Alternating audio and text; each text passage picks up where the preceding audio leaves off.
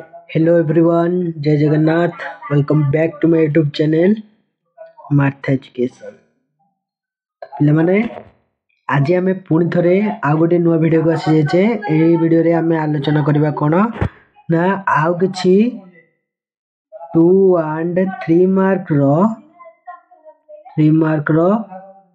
Questions okay. तो पिलाମାନେ ଭିଡ଼ିଓଟି को बिल्कुल भी स्किप न करी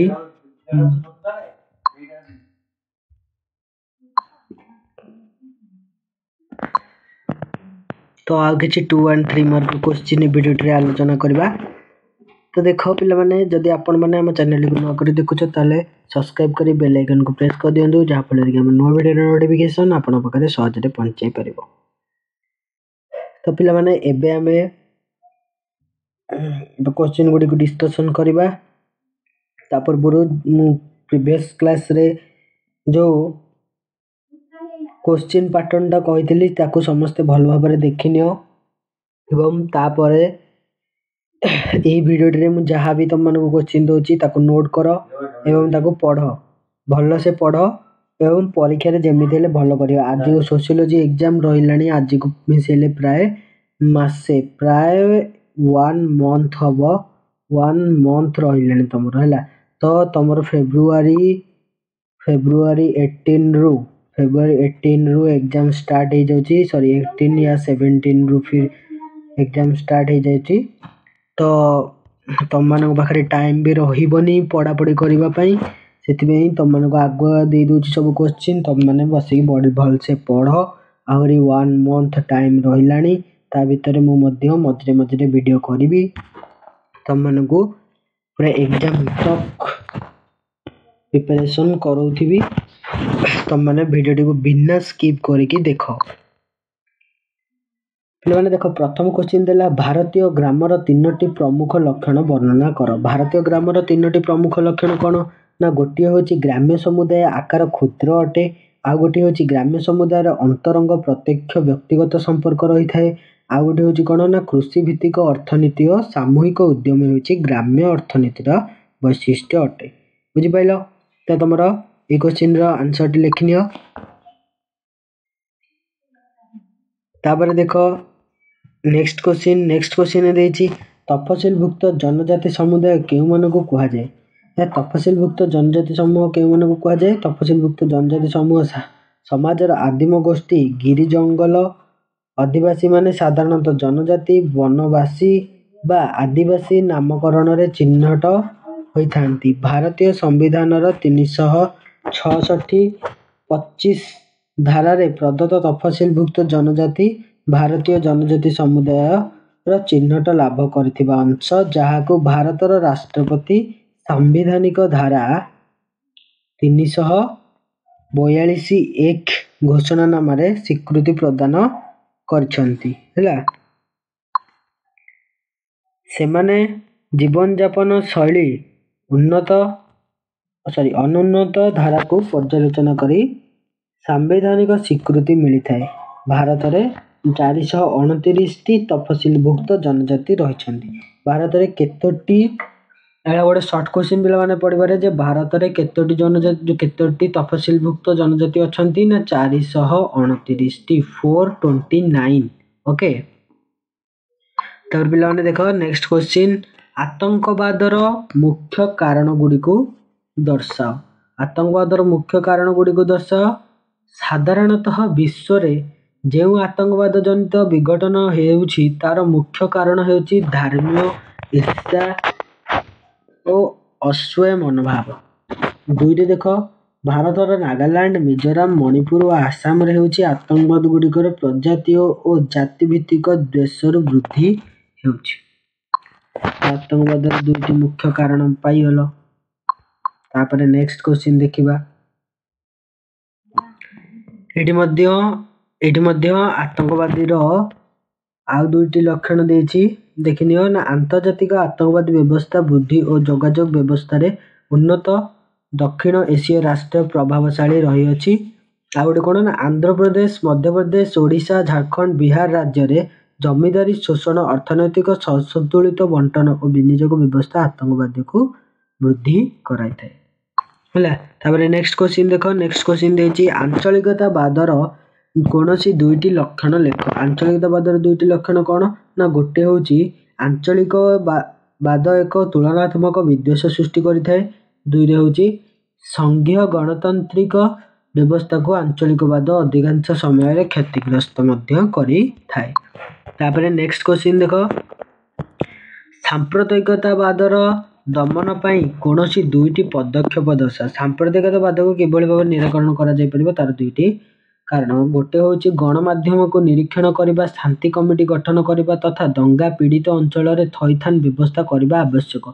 नंबर 2 रे धर्म रु राजनीति को दूरीकरण करिबा जरूरी अटे, काहेकि ना धर्म को राजनीति को नेकी सांप्रदायिकतावाद बेसी सृष्टि करिथांती।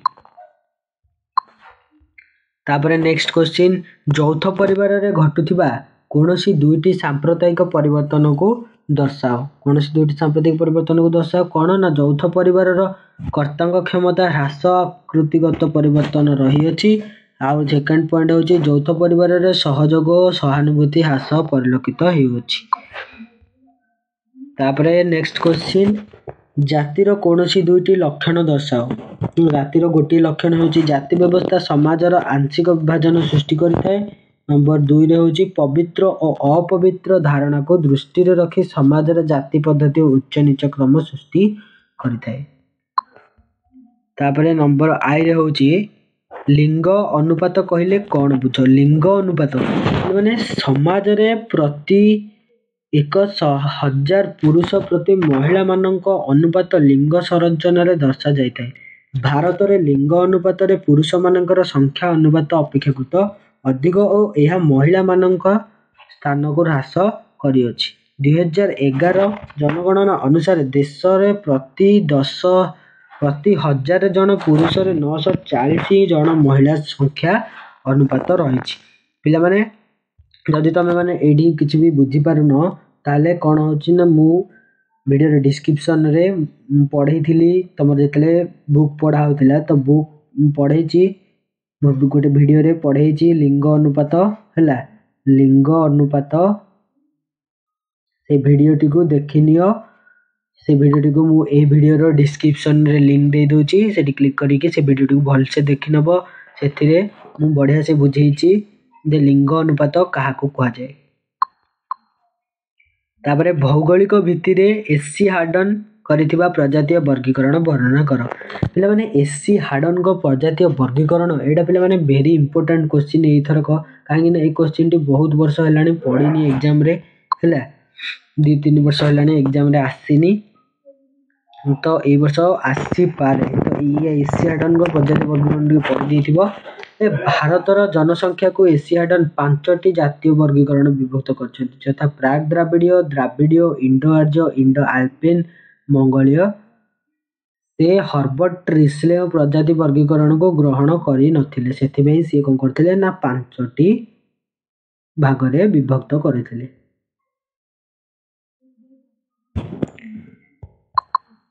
तापर पिला माने देखो, तापर पिला माने नेक्स्ट क्वेश्चन देखो, जगतीकरण रो अर्थ कोन। जगतीकरण रो अर्थ पिला माने तम माने भलो भाबरे जानछो जे जगतीकरण रो इंग्रजी शब्द हेउची ग्लोबलाइजेशन।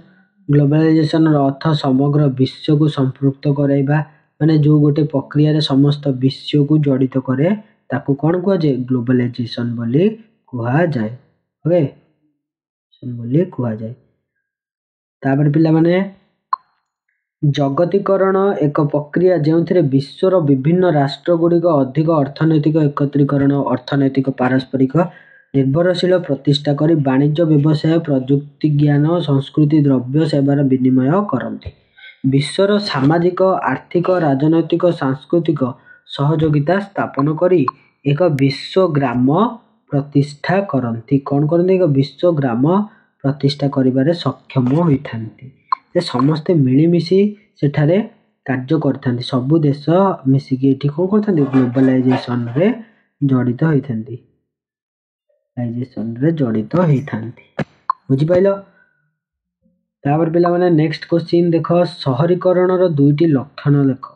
शहरीकरण रो दुईटी लक्षण। गोटी लक्षण कोन ନା ସହରୀକରଣରେ ସାମାଜିକ ସଞ୍ଚଳନ ଦ୍ରୁତ ରହିଥିବାରୁ ବ୍ୟକ୍ତିର ସାମାଜିକ ପରିସ୍ଥିତିରେ ଦ୍ରୁତ ପରିବର୍ତ୍ତନ ହୋଇଥାଏ।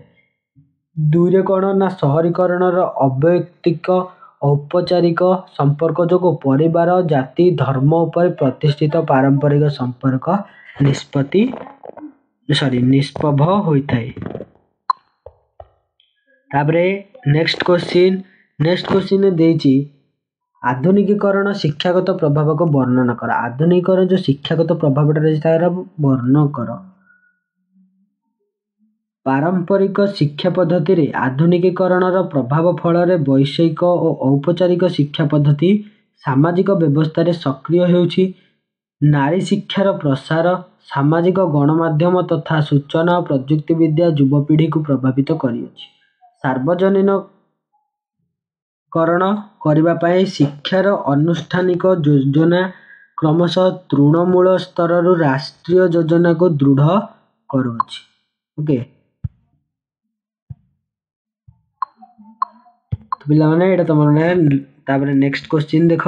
ନେକ୍ସଟ କ୍ୱେଶ୍ଚିନ୍ରେ କ'ଣ ଦେଇଛି ନା ଔଦ୍ୟୋଗିକରଣ କୌଣସି 3ଗୋଟି ଲକ୍ଷଣକୁ ବର୍ଣ୍ଣନା କର।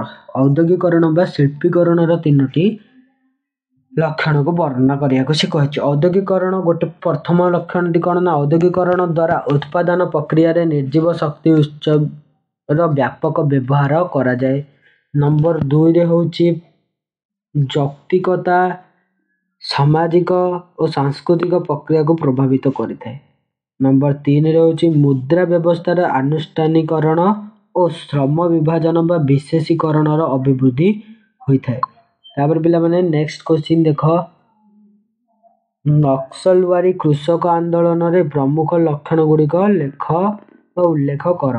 ନକ୍ସଲବାରୀ କୃଷକ ଆନ୍ଦୋଳନର କାରଣ ହେଉଛି ପ୍ରଥମ କାରଣଟି ହେଉଛି ଅର୍ଥନୈତିକ ଅସନ୍ତୋଷ। ଦ୍ୱିତୀୟ କାରଣ ହେଉଛି ବିନାମୀ ଭୂମିର ଉପଯୁକ୍ତ ବଣ୍ଟନ। 3ରେ ହେଉଛି ଜଙ୍ଗଲର ଜାତୀୟକରଣ। 4ରେ ହେଉଛି ଜମିଦାରୀଙ୍କ ଶୋଷଣ ଓ ମାର୍କ୍ସବାଦୀ ବାମପନ୍ଥୀଙ୍କ ପ୍ରଚାର। ଏଇଗୁଡ଼ିକ ହେଉଛି ପିଲାମାନେ ୟାର ମୁଖ୍ୟ କାରଣ। ଓକେ, ତ ଏତିକି କ୍ୱେଶ୍ଚିନ୍ ପିଲାମାନେ ଆଜି ପାଇଁ ଆଜିର ଏତିକି କ୍ୱେଶ୍ଚିନ୍କୁ ତମେମାନେ ନୋଟ୍ କରିନିଅ ହେଲା। ଯେଟା ଏତିକି କ୍ୱେଶ୍ଚିନ୍କୁ ନୋଟ୍ କରିନିଅ ଭଲସେ ଏବଂ 2 ମାର୍କର 2 and 3 ମାର୍କର ଯାହା ବି ମୁଁ କ୍ୱେଶ୍ଚିନ୍ ଦଉଛି ତାକୁ ଗୋଟେ ଖାତାରେ ନୋଟ୍ କରିକି ଲେଖ ହେଲା ଏବଂ ସେଇତିକ ହିଁ ପଢ଼, ସେଇତିକ ହିଁ ତମ ଏକ୍ଜାମରେ ଆସିବ। ଆଜି ପାଇଁ ଏତିକି, ରହିଲି। ଜୟ ଜଗନ୍ନାଥ।